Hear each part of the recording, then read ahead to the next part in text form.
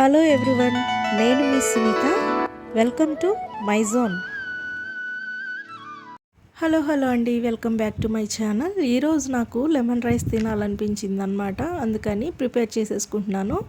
ఈ lemon rice కలిపేలోపు కొన్ని పులిహోర మాటలు అయితే నేను చెప్పాలనుకుంటున్నాను. ఇది నాకు వచ్చిన థాట్ అనమాట. ఏం లేదండి, ఏంటో ఈ రోజుల్లో చెడు చెప్తే మంచి అవుతుంది, మంచి చెప్తే చెడు అవుతుంది. సలహా ఇస్తే వాంతి అవుతుంది, తెలివి తక్కువతనం ఎక్కువ అవుతుంది. ఆడదాని పుట్టుకలోనే సిగ్గును పెట్టిండు దేవుడు.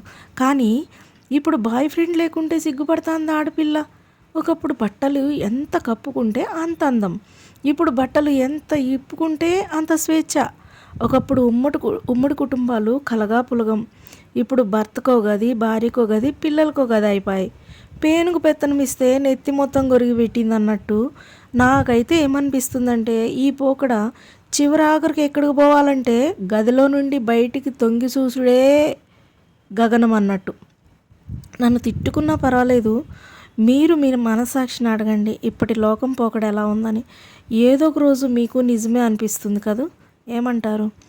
సో ఇది నాకు వచ్చిన థాట్ అనమాట. బాగుందా మన పులిహోర కలుపు?